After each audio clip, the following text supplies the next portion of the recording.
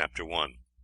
"I wish most heartily that something would happen," Harry Parkhurst, a midshipman of some 16 years of age, said to his chum, Dick Balderson, as they leaned on the rail of Her Majesty's gunboat Serpent, and looked gloomily at the turbid stream that rolled past the ship as she lay at anchor. "One day is just like another. One is in a state of perspiration from morning till night, and from night till morning. There seems to be always a mist upon the water, and if it were not that we get up steam every 3 or 4 days, and run out for 24 hours for a breath of fresh air, I believe we should be all eaten up with fever in no time. Of course they're always talking of Malay pirates up the river kicking up a row, but it never seems to come off." "Well, there's one thing, Harry, there's always something to look at, for there are canoes constantly going up and down, and there's plenty of variety among them, from those sluggish dhows laden with up country produce to the long canoes with a score of paddlers, and some picturesque ruffians sitting in the stern. It adds to the interest when you know that the crews are cutthroats to a man, and would make but the shortest possible work of you if they got you in their power."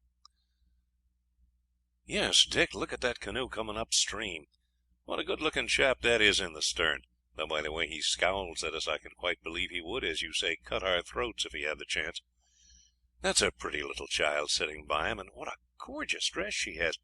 There, you see, he can look pleasant enough when he speaks to her. I fancy they must have come from a long way up the river, for they look wilder than most of the fellows who pass us.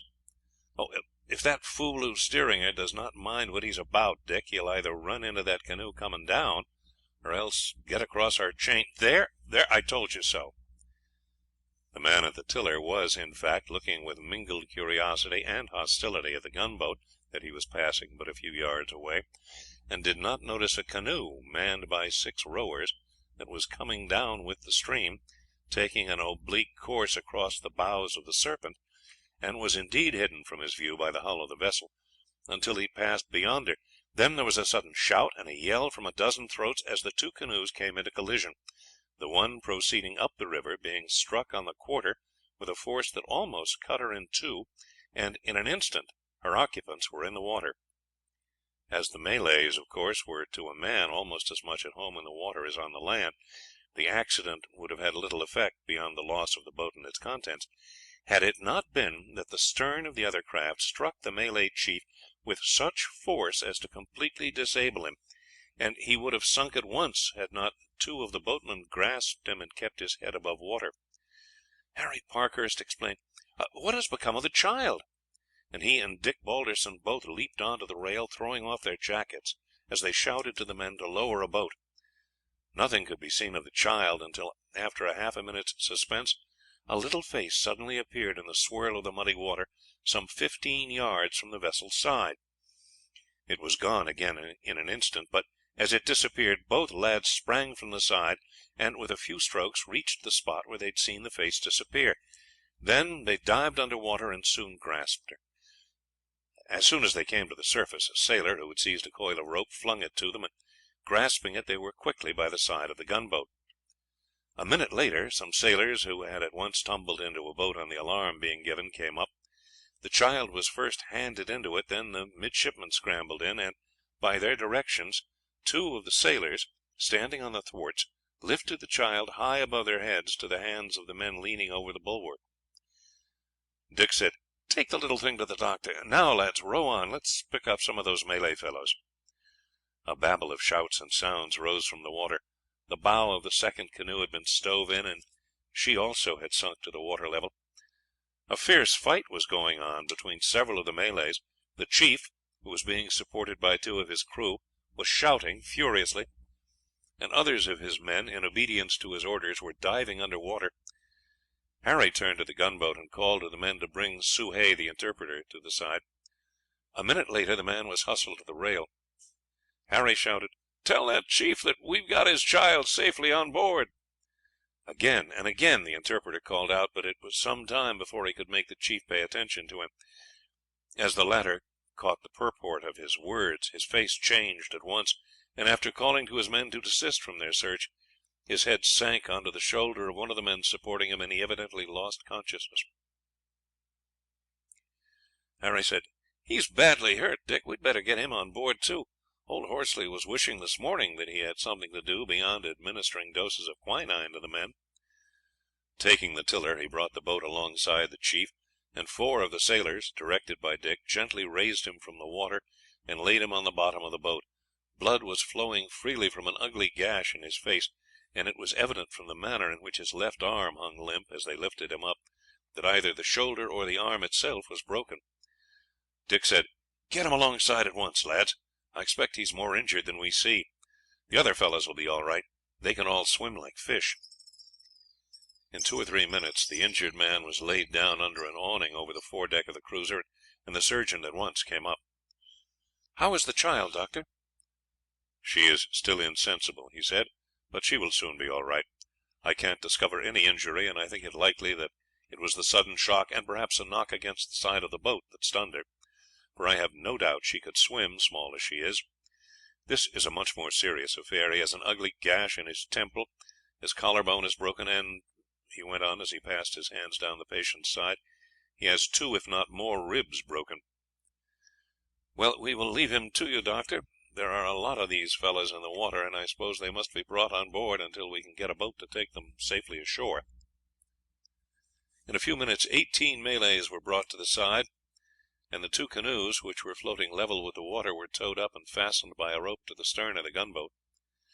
Even when safely on deck, the 2 parties were still so infuriated that they had to be separated and placed under guards, apart from each other. 3 or 4 had been killed by the stabs of the deadly krises, and their bodies could be seen floating astern. Several of those rescued had wounds more or less severe. An old sailor said to Harry, "We should not have much trouble with those fellows in the water, Mr. Parkhurst." "No, indeed, Davis. They could swim round and round us, and our cutlasses would be very little good against those ugly looking krises.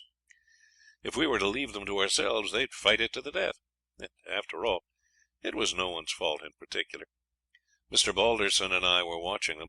One was crossing the ship's bow just as the other came out from her side, and they were into each other before either had time to hold their boat up." "That chap the doctor's bandaging up was in a nice taking about his child, sir. It was a lucky job that you and Mr. Balderson happened to catch sight of her." "Yes, poor little thing. It was only just a glimpse we got of her face, but as we were looking for her and ready to dive, it was enough." "Lucky we were inside the bar, Mr. Parkhurst, that the sharks would have had half the fellows." "I did not think of it at the time, Davis, and it would not have made any difference if I had. We were only in the water a couple of minutes, and the Malays were making noise enough to frighten away any number of sharks. They'll have the job of washing out our trousers again. We had only put them on clean half an hour before." "That ain't no matter, sir, especially if you go down and change at once. The mud will come out easy enough if I leave them in a bucket of fresh water for half an hour." The 2 midshipmen joined the group of officers who were standing near the doctor. The latter had, on closer examination, announced that 4 of the ribs were broken. He had finished his work just as the lads came up. News had been brought up by the steward that the little girl had opened her eyes. While he was speaking, the Malay conversed rapidly with the interpreter. "What's he saying, Soh Hay?" the captain asked. "He is asking why his daughter is not here, and if she is hurt, and how she came to be saved," the man replied. "Me tell him she come up to see him soon. The doctor say she not hurt." 2 minutes later the doctor reappeared carrying the child in his arms. She looked around fearlessly at the white faces until her eye fell upon her father, when she slipped out of the doctor's arms like an eel and ran to him. The grim features of the Malay lit up with a pleasant smile as he held out his right hand to her.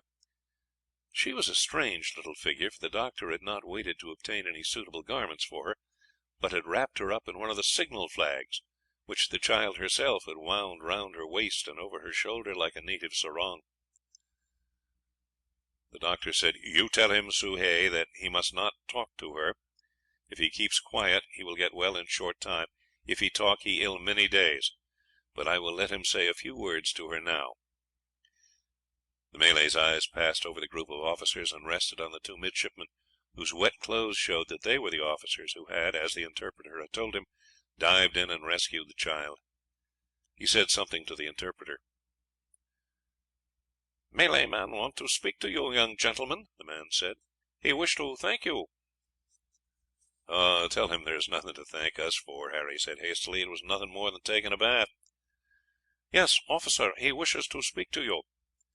Somewhat reluctantly the two lads approached the side of the injured man. He took each of them by the hand, and as he did so said something which Soh Hay interpreted. "The chief says that you have given him back what he loved best in the world, and that his life is yours whenever it may be of use to you. He may be of service to you, gentlemen, should you ever go up the river. A Malay never forgives an injury or forgets a service."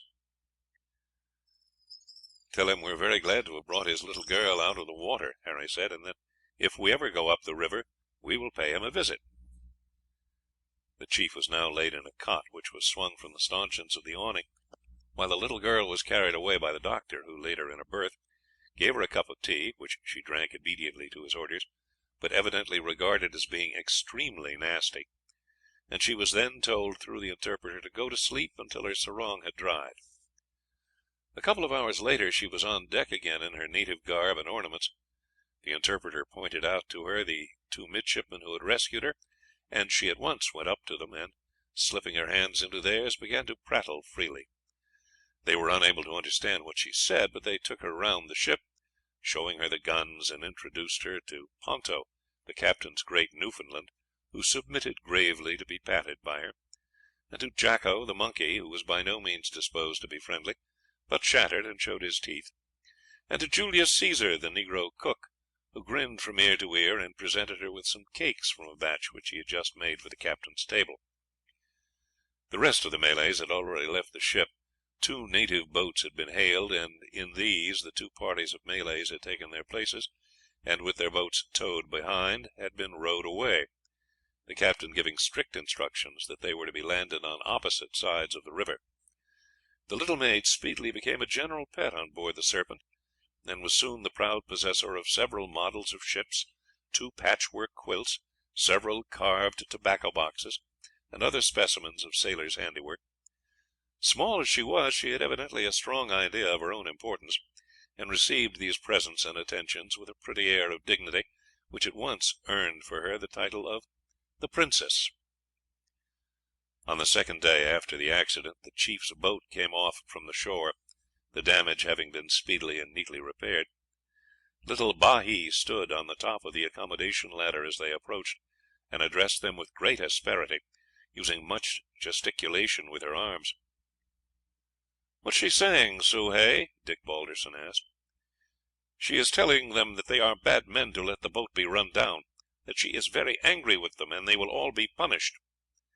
The men looked very crestfallen under their little mistress's reproaches, and held up their hands in a deprecating manner, while the helmsman stood up, and, after salaaming deeply, entered upon a long explanation, which ended in his asking if he might come on board to see his chief. Permission was at once granted by the captain, upon the request being interpreted to him. When he mounted the steps, Bahi led him to the side of her father's cot. The doctor, however, interposed. "Tell him he must not talk," he said to the interpreter. "The chief is ill, and must not be allowed to excite himself, but he can say a few words if he wants to." The cot had been lowered to within a few inches of the deck, in order that the chief might watch his daughter as she trotted about and romped with Ponto, who had now quite taken her into his friendship. The chief's face expressed alarm when he first saw the great dog, but when he saw how gentle the animal was, and how, when one of the sailors placed the child on his back, it walked gravely up and down the deck, wagging its tail as if pleased with its novel burden, he was satisfied that no harm could come to her from this formidable looking animal. He had first spoken a few words sharply to the man in answer to his excuses, and, indeed, had the helmsman been minding his business instead of looking at the ship, the collision might have been prevented. But Hassan Jebash was at that present moment so well contented with the recovery of his child that he accepted the man's excuses, and the latter went back to his boat evidently greatly relieved. In a few days the chief began to show signs of impatience, and through the interpreter constantly demanded of the doctor when he would be well enough to leave. "You ask him, Soh Hay, whether he wishes to be able to lead his tribe in battle again, or to go through life unable to use a kris or hurl a spear. In another 10 days, if he remains quiet, he will be able to go, and in a couple of months he'll be strong and active as ever, if he'll but keep quiet until the bones have knit. Surely a chief is not like an impatient child, ready to risk everything for the sake of avoiding a little trouble." The chief, on this being translated to him, scowled angrily. "Tell him it's of no use his scowling at me, Soh Hay. I'm not doctoring him for my own amusement, but for his good, and because he is the father of that little child." The chief, when this was translated to him, lay without speaking for 2 or 3 minutes, and then said quietly, "Tell the doctor I am sorry. He is right, and I have been foolish. I will stay till he says I may go." Chapter 2. 4 or 5 days later the chief was allowed to get up and to walk quietly up and down the deck, and a week afterwards the doctor said, "You can go now, chief, if you desire it, but you must be content to keep quiet for another couple of months, and not make any great exertions or move quickly. How long will it take you to go up the river to your home?" "6 days, easy paddling." "Well, that's in your favour, but do not travel fast. Take it quietly, and be as long as you can on the voyage. Lying in a canoe is as good a rest as you can take." "Thank you, Doctor. I will obey your instructions. You have all been very kind to me, and a Malay chief never forgets benefits. I have been hostile to the white men, but now I see I have been mistaken, and that you are good and kind. Is it true that your boat is going up the river? Soh Hay tells me that it is so." "Yes, one of the chiefs, Sehi Pandash, wishes to place himself under our protection, and he has sent to ask that the ship might go up and fire her big guns, that the tribes round may see that he has strong friends who can help him. It is 2 days' rowing up the river to my place from his, and when you are there I shall come down to see you. Sehi is not a good chief. He quarrels with his neighbours, and shelters their slaves who run away to him. He is not a good man." "Well, we shall all be glad to see you, chief, and I hope that you will bring your daughter with you. She has won all our hearts, and we shall miss her sadly." "I will bring her if I can do so safely," the chief said gravely, "but I am no friends with Sehi. He stops my trade as it comes down the river, and takes payment for all goods that pass down. It is because he knows that many of us are angered that he wishes to put himself under your protection. I think that you do not do well to aid so bad a fellow." "We do not know that he is a bad fellow, chief. The best plan will be for you and the other chiefs who are aggrieved to send down complaints against him, or to come down yourselves when we are up there and talk it over with our captain, who will doubtless impress upon Sehi the necessity for abstaining from such practices, and that he cannot expect aid from us if he embroils himself with his neighbours by interfering with their trade." "Is he strong?" "He has many war prahus, which sometimes come down to the sea and return with plunder, either collected from the cultivators near the coast, or from trading ships captured and burnt." "I will mention what you tell me to the captain, and it will prepare him to listen to any complaint that may be made to him. But you must remember that he is only acting under the orders of the governor of the Straits Settlements, and must refer all important matters to him." "I will come when you are there," Hassan said gravely. "If nothing is done, there will be war." There was general regret on board the Serpent when the little princess said goodbye to all her friends and went down the accommodation ladder to the boat with her father. The chief had said but little to the 2 young midshipmen, for he saw that they preferred that the matter should not be alluded to, but he held their hands at parting and said, "I shall see you again before long, but if at any time you should want me I will come, even if your summons reach me in the middle of a battle." "It's such nonsense, Doctor," Harry said as the boat pushed off, "to have so much made of such a thing as jumping into the water. If one had been alone and had tried to save a man or a woman in such a state of funk that there was a good chance of their throwing their arms round your neck and pulling you down with them, there might be something in it, but though everyone takes his chance of that when he jumps in to save anyone from drowning, but with a little child and 2 of us to do it, and the ship close at hand, it was not worth thinking of for a moment." "No, Parkhurst, from your point of view the thing was not, as you say, worth giving a thought to, but you see that is not the point of view of the chief. To him it is nothing whether your exploit was a gallant one or not, or whether you ran any danger. The point simply is, his child would have been drowned had you not seen her and fished her out, and that is to you that he owes her life.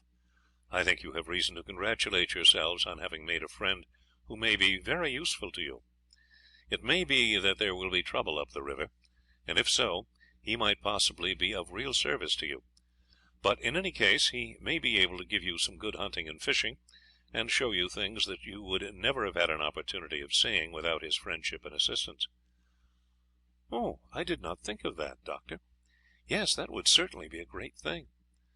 "I can assure you I look at it in that light myself, Parkhurst, and I am looking forward to paying him a visit, as under his protection I should get opportunities of collecting which I could never have in the ordinary way, for unless they are greatly maligned one could not trust one's self among the Malays without some special protection." "But they are not savages, Doctor. Hassan is a perfect gentleman in manner, and in that silk jacket of his and handsome sarong he really looks like a prince. I could not help thinking that all of us looked poor creatures by his side." "They certainly cannot be called savages, though from our point of view many of their customs are of a very savage nature. Piracy is very general among those living on the sea coast or on the great rivers, but it must be remembered that it is not so very many centuries ago that a toll was demanded of all passers-by the barons having castles on the Rhine and other navigable rivers. The crews of wrecked ships were plundered on every coast of Europe, our own included, not so very long ago, and in the days of Elizabeth, Drake and Hawkins were regarded by the Spaniards as pirates of the worst class, and I fear that there was a good deal of justice in the accusation. But the Malays are people with a history. They believe themselves that they were the original inhabitants of the island of Sumatra.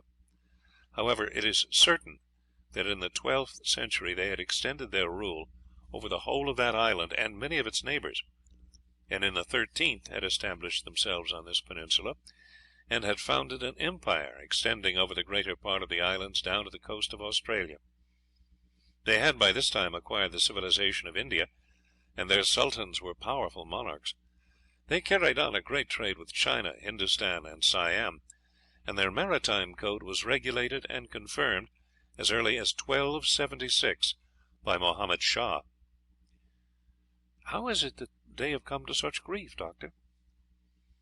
"Principally by the fact that they had the feudal, or you may call it the tribal, system. Each petty chief and his followers made war on his neighbours if he was strong enough, and as some tribes conquered others, the empire became split up into an infinite number of clans, whose chiefs paid but a very nominal allegiance to the sultan. So islands broke off from the empire until it had practically ceased to exist, and the Malays were a people united only by similar customs and language, but in no other respect, and were, therefore, able to offer but slight resistance on the arrival of the Dutch and Portuguese in these regions. Still, the upper classes preserve the memory of their former greatness. The people are intelligent, and most of the trade in this part of the world is carried on by them. They are enterprising and ready to emigrate if they see a chance of improving their fortunes. You know, we saw many of them at the Cape when we touched there. Nominally they are Mohammedans in religion, but they do not strictly observe the ordinance of the Koran, and their Mohammedanism is mixed up with traces of their original religion." "Ah, that explains why the chief's name was Hassan. I wondered that a Malay should have a Mohammedan name. They are not much like Arabs in figure. Of course, Hassan is a very fine-looking man, and some of the other chiefs we saw at Penang were so, but most of them are shorter than we are, and very ugly." "Yes, in figure and some other points they much resemble the Burmese, who are probably blood relations of theirs. The chiefs are finer men, as you will always find in the case in savage or semi-savage peoples, for of course they have the pick of the women, and naturally choose the best looking. Their food, too, is better, and their work less rough than that of the people at large. The sons and daughters of the chiefs naturally intermarry, and the result is that in most cases you will find the upper classes taller, better formed, lighter in color, and of greater intelligence than the rest of the people. This would be specially the case in a trading people like the Malays. Their ships would bring over girls purchased in India, just as the ruling classes in Turkey used to obtain their wives from Circassia, and this no doubt has helped to modify the original Malay type." "Thank you, Doctor. I think I shall like the Malays now I know something about them. Is it true that they are so treacherous?" Well, I don't know, Parkhurst. Doubtless they are treacherous in their wars, that's to say, that they consider any means fair to deceive an enemy, but I do not think that they are so beyond that. The Dutch have never had any very great difficulty with them, nor have we in the portion of the peninsula where we have established our rule. Of course I know little about them myself, as I have only been out here a few months, but I am told that as traders they can be trusted, and that the word of a Malay chief can be taken with absolute confidence. Of course, among the majority of the people of the peninsula we are regarded with jealousy and hostility. They dread that we should extend our dominion over them, and it is not surprising that they should by every means in their power strive to prevent our coming far inland. The chiefs on the rivers are, as a rule, especially hostile. In the first place, because their towns and villages are more accessible to us, and they know more of our power than those dwelling in the hill country; and secondly, because they depend largely upon the revenue that they derive from taxing all goods passing up and down, and which they not unreasonably think they might lose if we were to become paramount. No doubt there is much that Hassan said of Sehi that is true and is applicable to other chiefs who have placed themselves under our protection, namely, that they have so injured trade by their exactions as to incur the hostility of their neighbours. Of course I am not speaking of such men as the Rajahs of Johore and Perak, who are enlightened men and have seen the benefits to be derived from intercourse with us. Their people are agriculturists, and they are really on a par with the protected states in India. There is a great future before the country. Gold is found in many of the rivers. Tin is probably more abundant than in any other part of the world, and the exports are now very large. There are immense quantities of valuable timber, such as teak, sandalwood, and ebony. The climate is, except on the lowland near the rivers, very healthy. Nutmegs, cloves, and other spices can be grown there, and indigo, chocolate, pepper, opium, the sugar cane, coffee, and cotton are all successfully cultivated. Some day probably the whole peninsula will fall under our protection, and when the constant tribal feuds are put a stop to, the forests cleared and the ground cultivated, as is the case in our own settlement in Malacca, it will be found one of the most valuable of our possessions. Any amount of labour can be obtained from China, and it is probable that the races who inhabit the mountainous districts, who are said to be industrious and peaceable, will also readily adapt themselves to the changed conditions. They are not Malays like the people of the lowlands, but are a black race with curly wool like the natives of Africa, and probably inhabited the whole peninsula before the arrival of the Malays. "How funny that there should be niggers here," Harry said. "Well, they are not exactly negroes, but one of the races known as negritos, having, of course, many negro characteristics, but differing from the African negroes in some important particulars. To them our supremacy would be an unmixed blessing. Their products would reach the coast untaxed, and they would obtain all European goods at vastly cheaper rates. A minor benefit to be obtained by our supremacy is that our sportsmen would certainly speedily diminish the number of wild beasts that at present are a scourge to cultivators. The tigers would be killed down, the elephants captured and utilized, and the poor people would not see their plantations ravaged, but would be able to travel through their forests without the constant danger of being carried off by tigers and panthers, and possibly be able to cross their rivers without the risk of being snapped up by alligators, though doubtless it would take some time before this would be brought about." "And when do you think we shall be going up the river, Doctor?" "Well, that I cannot say. The captain has been expecting orders ever since we came here 6 weeks ago, but possibly something may have been learned of Sehi's characteristics, and there may be doubts as to the expediency of taking under our protection a chief whose conduct appears to be anything but satisfactory. On the other hand, it may be considered that by so doing we may establish some sort of influence over the surrounding tribes, and so make a step towards promoting trade and putting a stop to these tribal wars that are the curse of the country." "It would be an awful sell if they were to change their minds," Harry exclaimed.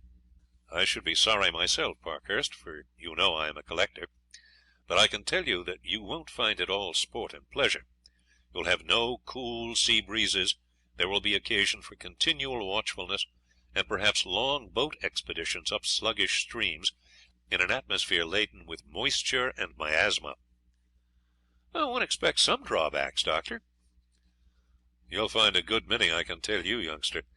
Still, I hope we shall go up, and I think that we shall do so, for it will be the captain's report that will help the authorities to decide whether to appoint a resident there or not." And a fortnight later a small despatch boat steamed in, and the news soon spread through the ship that the Serpent was to ascend the river on the following day. All was at once bustle and animation. Sailors like anything for a change, and all were impatient at the long delay that had occurred. Chapter 3. The gunboat was a large one, and carried two midshipmen besides Parkhurst and Balderson, who were, however, their seniors. The mess consisted of the four lads, a master's mate, the doctor's assistant, and the paymaster's clerk.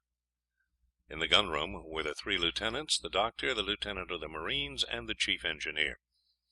The crew consisted of 150 seamen and 40 marines, the Serpent having a somewhat strong complement. She had been sent out specifically for service in the rivers, being of lighter draught than usual, with unusually airy and spacious decks, and so was well fitted for the work. The conversation in the junior mess of the Serpent was very lively that evening. The vessel, since her arrival on the station, had made 2 runs between Singapore and Penang, but those on board had seen but little of the country, and were delighted at the thought of a possibility of active service, and the talk was all of boat expeditions, attacks from piratical prahus, of the merits of the bayonet and rifle opposed to the kris and spear, and of sporting expeditions, in which elephants, tigers, and other wild beasts were to fall victims of their prowess. "You'll find that you won't get much of that," the mate, who was president of the mess, said, after listening to their anticipations of sport. "I've been on the west coast of Africa, and know what it is poking about in muddy creeks in boats, tramping through the jungle, knee deep in mud, half the crew down with fever, and the rest worn out with work and heat. I can tell you it's not all fun, as you youngsters seem to think, but downright hard work." "Oh, well, any amount of work is better than standing here doing nothing," Dick said cheerfully, for the mate was known as a proverbial grumbler. He had been unfortunate, and is usually the case, his misfortunes were in some degree due to himself, for he was fond of liquor, and although when on board he took no more than his share, he was often somewhat unsteady in his speech when he returned from a run ashore, and although the matter was not grave enough for his captains to report altogether unfavourably of him, it was sufficiently so for them to shrink from recommending him for promotion, and in consequence he had seen scores of younger men raised over his head. He had been for some time unemployed before he had joined the Serpent, and had been appointed to her only because Captain Forrest, who was a friend of his family, had used his interest on his behalf. He had, however, when he joined, spoke frankly to him. Said Captain Forrest, "I have asked for you, Morrison, simply for the sake of your father, but I tell you frankly that unless my report is a thoroughly favourable one, you are not likely to be again employed. I was told that there was nothing special against you, but that in no case since you passed have you been warmly spoken of. It's been said that you know your duty well, but they had privately learned that you were fond of liquor, and although no charge of absolute drunkenness had been brought against you, it was considered that you would not make a desirable officer in a higher rank. Now your future depends upon yourself. If you have the resolution to give up the habit, you may yet retrieve yourself. If I find that you do so, I shall certainly take the opportunity of giving you a chance to distinguish yourself, and shall strongly urge your claim to promotion. If I am not able to do this, you must make up your mind to be permanently put upon the shelf." The admonition had not been in vain, and since joining the Serpent, Morrison had made a successful effort to break himself of the habit. He had very seldom gone ashore, and when he did so, never went alone, and always returned at an early hour, and without having taken more than he would have done in the ordinary way on board. He had not, however, given up his habit of grumbling, and his messmates were so accustomed to his taking a sombre view of everything that his prognostication as to the nature of their work up the river had but little effect upon them. "What do you think, Sandy?" Harry Parkhurst asked the Scotch assistant surgeon. "I know nothing about it except what I have read. They say that the country is healthy, but it stands to reason that this cannot be so while you have got rivers with swamps and jungles and such heat as this. However, we have a good supply of quinine on board, and with that and our allowance of spirits I hope that we shan't, as Morrison says, have half the ship's company down with the fever. It's all in our favour that we've only just come out, for they say that newcomers can resist the effects of these tropical rivers much better than those whose constitution has been weakened by a residence in the country. As to the sport, I have no desire to kill any animal that does not meddle with me. My business is all the other way, and if any of you get mauled, I'll do my best to help the doctor to pull you through. But I'm very well on board the ship, and have no desire to go tramping about among the swamps, whether it be to hunt animals or fight Malays." "You think that everyone should stick to his last, Sandy," Dick said with a laugh. "Well, I only wish there were more on board of your opinion, for that would give more chances to us who like to stretch our legs ashore for a change." "I can stretch my legs here if I want to," the Scotsman said quietly, "and am not anxious to do more. I suppose if there are expeditions against the Malays I shall have to go with them, but the fewer of them there are the better I shall be pleased." The talk was more serious aft, where the doctor and first lieutenant were dining with the captain. It ended by the latter saying, "Well, doctor, if what your friend Hassan said is true, we are likely enough to have our hands pretty full, and shall have to watch this fellow Sehi as sharply as we do his neighbours. He is not under our protection yet, and if he sends his prahus down the river to plunder on the coast, as Hassan says, he is not the sort of character likely to do us credit, and the position of a British resident with him would be the reverse of a pleasant one. However, we must hope that he is not as black as he is painted. He has evidently put the other chiefs' backs up, and we must receive their reports of him with some doubt. However, I have no doubt that if he turns out badly, we shall be able to give him a lesson that will be of benefit to him." The first day's voyage up the river by no means came up to the anticipations of the midshipmen as to the country through which they were to pass. The width of the river varied from a quarter of a mile to 300 yards. The banks on each side were lined with mangroves, presenting a dreary and monotonous aspect. Progress was slow, the steam launch going ahead and sounding the depth of water, the captain having but little faith in the assertion of the native pilot that he was perfectly acquainted with every bank and shallow.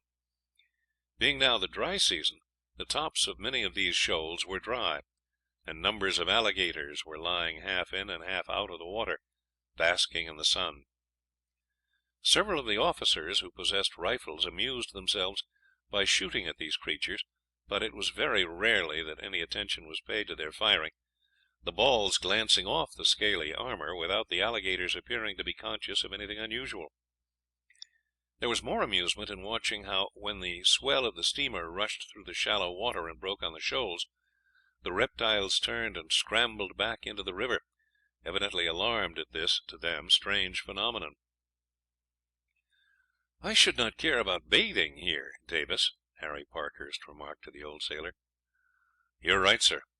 I would rather have a stand-up fight with the Malays than trust myself for 2 minutes in this muddy water. Why, they are worse than sharks, sir. A shark does hoist his fin as a signal that he is cruising about, but these chaps come sneaking along underneath the water, and the first you know about them is that they have got you by the leg." "Which is worse, Davis, a bite from an alligator or a shark?" "Well, as far as the bite goes, Mr. Parkhurst, the shark is the worst.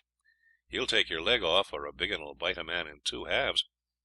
The alligator don't go to work that way. He gets a hold of your leg, and no doubt he mangles it a bit, but he don't bite right through the bone. He just takes hold of you and drags you down to the bottom of the river, and keeps you there until you're drowned. Then he polishes you off at his leisure." "The brutes!" Harry exclaimed with deep emphasis. "See, the first lieutenant has hit that big fellow there in the eye, or the soft skin behind the leg. Anyway, he's got it hard. Look how he's roaring and lashing his tail." "What's the best way of killing them?" Dick asked. "I have heard, sir, that in Africa the natives bait a big hook with a lump of pork, or something of that sort. Then, when an alligator has swallowed it, they haul him up holus bolus. I should say a good plan to kill them would be with electricity. The last ship I was in, we had an officer of the marine artillery who knew about such things, and he put a big cartridge into a lump of pork with 2 wires, and as soon as the shark had swallowed it, he'd touch a spring or something, and there'd be an explosion. There was not as much fun in it as having a hook, but it was quicker, and he did not do it for sport, but because he hated the sharks. I heard say that he had had a young brother killed by one of them. He would sit there on the taffrail for hours on the lookout for them, with 3 or 4 loaded lumps of pork. Why, I've known him kill as many as a dozen in a day. I expect the best part of his pay must have gone in dynamite. He had a narrow escape one day. Somehow the thing went wrong, and in trying to set it right he fell over the taffrail. The shark had bolted the bait, but this was not enough for his appetite, and he went straight at the officer. He'd had a young ensign sitting beside him who had often watched his work, and knew how the thing went. I was standing near at the time, and he began twisting some screws and things as cool as a cucumber, though I could see his hand shook a bit. Well, he got it right just in time, for the shark was not half a length away from the captain, and was turning himself over for a bite, when the thing went off, and there was the end of the shark. The captain was a bit shaken up, but he made a grab at the rope and held on to it till we lowered a boat and picked him up. He had to be got up on deck in a chair, and it was 2 or 3 days before he was himself again. When he got round he set to work again more earnestly than ever, and I believe that if we had stopped in the West Indies long enough, there would not have been a shark left in those waters," said Harry. "It was a capital plan, Davis, and if we ever take possession of these rivers we shall have to do something of that sort to get rid of the brutes. Are the Malays afraid of them?" "I don't know, Mr. Parkhurst, but I think they are. I had a chat with a mate I met in the Myrtle, which went home the day after we relieved them here. He'd been up some of the rivers and told me that every village had a bathing place palisaded off, so that the alligators could not get at the bathers." "Well, there is one thing. We shall have to be very careful when we are out in the boats, for if we are to run upon a sunken log and knock a hole in the boat's bottom, there'd not be much chance of our ever reaching the shore." "You're about right there, sir. I ain't afraid of Malays, but it gives me the creeps down my back when I think of one of them chaps getting hold of me by the leg. Bob Pearson told me that the only chance you have is to send your knife, or, if you can't get at that, your thumbs into the creature's eyes.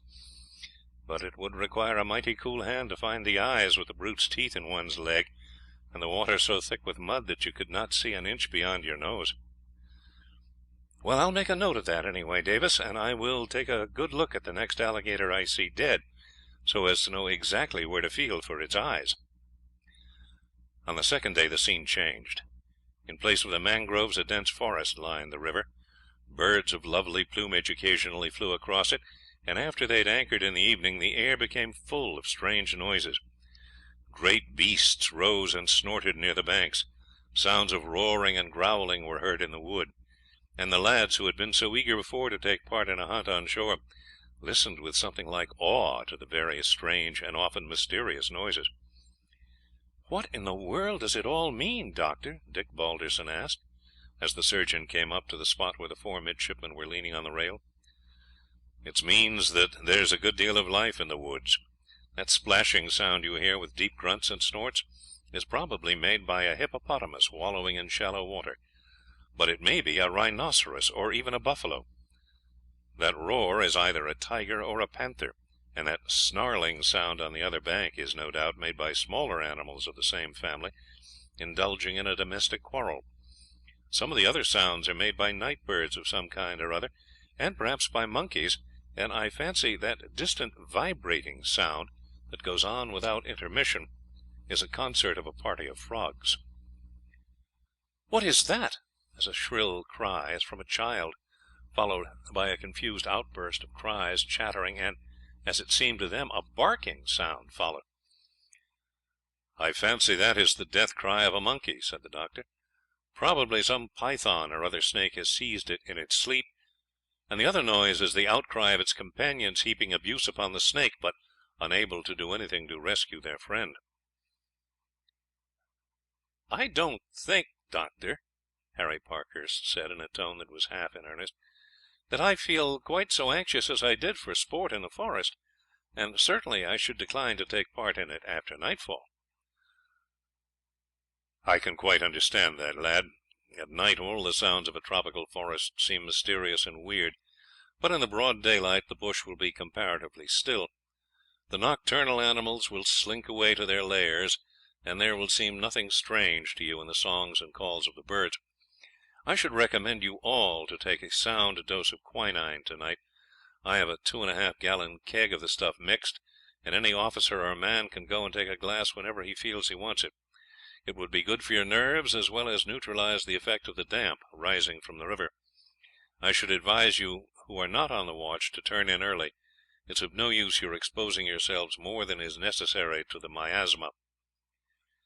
The next day progress was more rapid, for the captain found that the assurance of the pilot that there was amply sufficient water for the Serpent had been verified, and he therefore steamed forward at half speed without sending the launch on ahead to take soundings. Several villages were passed by the way, but though the inhabitants assembled on the banks and watched the steamers, no boats were put out, nor were any attempts made to barter their products with the strangers. "It does not look as if we were popular, Mr. Ferguson," the captain said to the first lieutenant.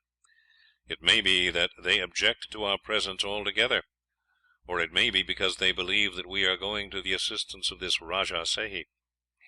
It certainly does not look well for the future." "Not at all, sir," said Mr. Ferguson. "However, we shall be at the Rajah's palace tomorrow morning, and shall then have a better opportunity of seeing how things are likely to go. At any rate, he is sure to be civil for a time, and we shall be likely to procure fruit and vegetables, which, as the doctor says, are absolute necessities if the men are to be kept in good health." The next morning they anchored about 10 o'clock opposite the campong of the Rajah. It was a good deal larger than any that they had passed on the way up, but the houses were mere huts, with the exception of a large wooden structure which they at once concluded was the residence of the Rajah. As soon as the Serpent turned the last bend of the river before reaching the palace, the sound of drums and gongs were heard, and a large boat manned by 18 rowers shot out from the bank as the anchor was dropped. The two officials on board at once mounted the accommodation ladder, and on reaching the deck were received by the first lieutenant, behind whom stood a guard of honour of the marines. Upon stating that they came to express on behalf of the Rajah the pleasure he felt at their arrival, they were conducted to the captain's cabin. Compliments were exchanged through the medium of the interpreter, and a bottle of champagne was opened, and its contents appeared to gratify the visitors. They announced that the Rajah would receive the captain that afternoon at his palace.